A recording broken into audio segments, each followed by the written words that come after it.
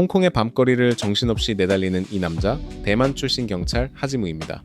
사건 하나 제대로 해결 못하는 삼류 형사인데 정작 그를 이렇게 초조하게 만드는 건 범인이 아니라 따로 있습니다. 我是一个警察，我的名字叫做何志武。 선글라스와 트렌치코트로 얼굴과 몸을 꽁꽁 감춘 이 여인, 마약 밀매 조직의 중간 관리자입니다. 화면에 처음 등장하는 순간부터 경계심이 온몸에 배어 있는데요. 이름조차 밝히지 않는 걸 보면 자기 이름을 말해줄 상대조차 오랫동안 없었을 텐데요. 我们最接近的时候，我跟他的距离只有0.0公分。 4월 1일 만 우절 애인 아미에게 이별 통보를 받았습니다. 하필 그날이 만우절이라 처음엔 그저 짓돌은 농담으로 여겼다는데요. 사실은 현실을 받아들이기 두려워 붙잡은 마지막 핑계였는지도 모릅니다. 헤어졌다는 사실은 알면서도 몸은 여전히 예전 습관대로 움직입니다. 머리로는 이별을 알고 마음은 아직 받아들이지 못한 딱 그 어중간한 상태였습니다. 인도인 운반책들에게 마약을 숨겨 밀반출하는 이 위험한 거래, 그녀의 일상이 늘 이런 식입니다. 겉으로는 침착해 보이지만 계속 주변을 살피는 눈빛에서 긴장이 묻어나는데요. 이 세계에서 방심은 곧 죽음이라는 걸 온몸으로 체득한 사람의 눈빛이었습니다. 운반책들이 마약과 함께 통째로 사라진 순간 그녀의 표정이 완전히 무너집니다. 침착함 뒤에 숨겨왔던 두려움이 처음으로 드러나는 순간이었습니다. 믿었던 사람들에게 배신당한다는 게 이번이 처음이 아니었을지도 모릅니다.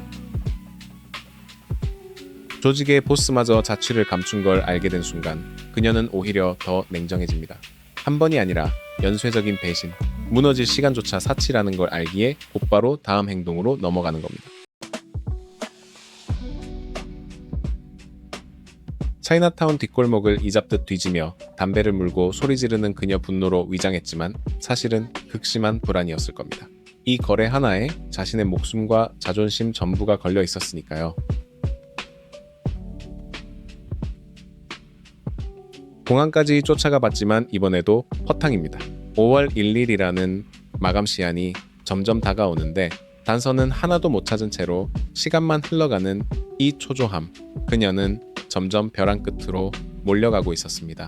我每天都买一罐5月1号到期的凤梨罐头，因为凤梨这段感情就会过期。 이별을 인정할 용기도 붙잡을 용기도 없던 그가 찾아낸 유일한 타협안이 이거였습니다. 직접 연락하는 대신 통조림 유통기한이라는 애먼 것에 마음의 시한을 걸어버린 거죠. 재회를 향한 희망이 이렇게 사소한 것 하나에 매달려 있다는 게 오히려 더 애처롭게 느껴집니다. 낡은 여인수, 지친 얼굴로 걸어나와 담배 한 대에 기대는 그녀. 이게 그녀가 스스로에게 허락한 유일한 휴식이었습니다. 수배범을 쫓던 중 우연히 목격한 부성애, 하지무는 문득 그 모습에 마음이 흔들립니다.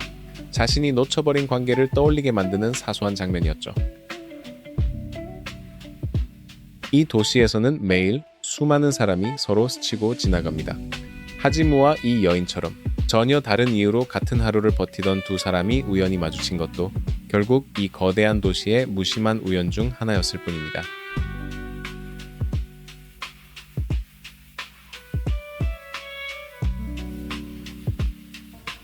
每一次我有好消息，我第一个想通知的就是我的女朋友阿梅。 지명 수배범을 잡은 기쁜 순간에도 제일 먼저 떠오르는 사람은 여전히 아미입니다. 머리로는 끝났다고 되뇌면서도 몸의 밴 습관은 그렇게 쉽게 지워지지 않았습니다. 唔該，有冇5月1號到期罐頭菠蘿？咁咪幾好啊！喂，你知唔知整罐菠蘿嘥幾多心機啊？喂，又要做？我相信啲罐頭永遠唔會過期啦，我懶得唔使做。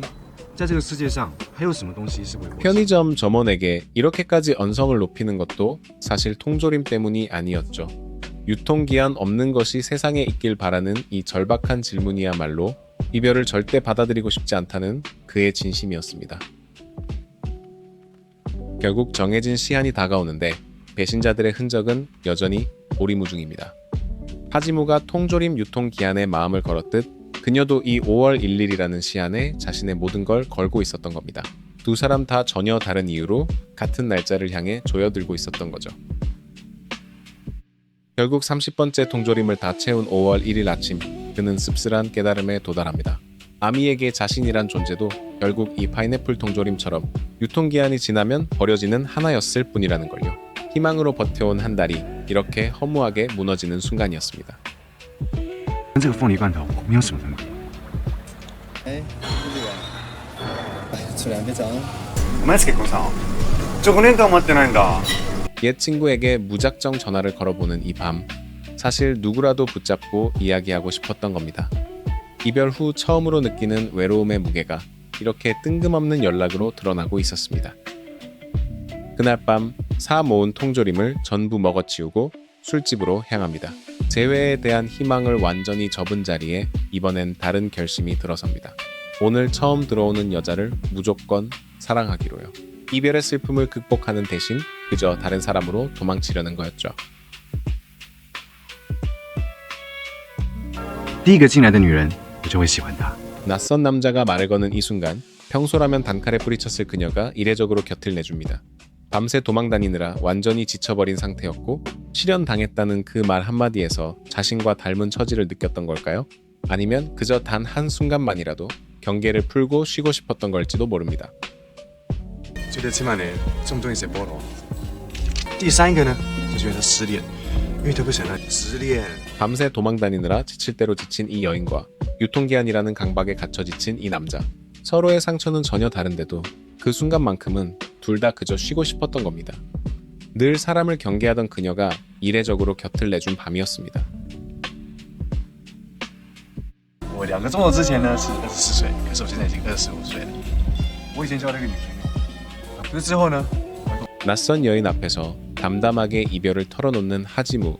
정작 아미에게는 한 번도 제대로 꺼내보지 못했던 그 말을 오늘 처음 만난 사람에게야 겨우 하고 있습니다. 我没有想到，他说了休息， 함께 호텔로 향했지만 정말 원했던 건 그저 쉬는 것뿐이었습니다. 배신과 위험만 가득했던 이 며칠 사이 아무것도 요구하지 않는 사람 곁에서 마음을 놓을 수 있었던 거죠. 낯선 남자의 방에서 느낀 이 잠깐의 평온, 오랜만에 느껴보는 안전함이었는지도 모르겠습니다. 기대했던 것과는 다른 밤, 그런데도 실망보다는 묘한 안도감이 밀려옵니다. 누군가와 그저 같은 공간에 있는 것만으로도 오랜만에 외롭지 않았던 밤이었습니다. 当天差不多快亮的时候，我知道我该走了。在我要走的时候，我帮他脱了鞋子。 떠나기 전 조용히 구두를 벗겨주고 사라지는 이 남자를 보며 그녀는 무슨 생각을 했을까요? 아무것도 바라지 않는 다정함이라는 게 그녀가 몸담은 세계에서는 거의 존재하지 않았던 것이었을 텐데요. 바라는 것 하나 없이 그저 지쳐 잠든 그녀의 구두를 조용히 벗겨주고 방을 나서는 이 남자 상대에게 무언가를 요구하지 않는 이 다정함이야말로 어쩌면 그가 아미에게는 끝내 하지 못했던 배려였는지도 모릅니다. 我是早上6点多出生的，还有2分钟我就25。在这么有历史性的时候，我去了跑步。要离开这个球场的时候，我的肉，因为我知道。 생일을 맞아 삐삐를 그냥 버려버리는 이 사소한 행동, 사실은 굉장히 쓸쓸한 결심이었습니다. 이제 아무도 자기를 찾지 않을 거라는 걸 스스로 인정하고 연락이 닿을 통로 자체를 없애버린 거니까요. 이별을 받아들이지 못하던 남자가 이렇게 조용히 체념하는 법을 배워가고 있었습니다. 자정이 지나 생일을 맞은 순간 뜻밖의 한마디를 듣습니다. 그녀에게는 그저 스쳐 지나가는 인사였을지 몰라도 이 말 한마디가 한 남자에게는 평생 잊지 못할 기억이 됩니다. 有一个女人跟我讲一声生日快乐，我希望她是1万年。 통조림 유통기한에 집착하던 그가 처음으로 유통기한 없는 기억 하나를 갖게 된 순간이었습니다. 상실로 시작된 이야기가 이렇게 작은 위로로 마무리되고 있었습니다. 我跟她最接近的时候，6个钟头之后。 이렇게 첫 번째 사랑 이야기는 엇갈림으로 막을 내리는데요. 두 번째 이야기 역시 비슷한 질문을 다시 던집니다. 스치듯 만난 인연이 과연 오래 머무는 사랑이 될 수 있을까요?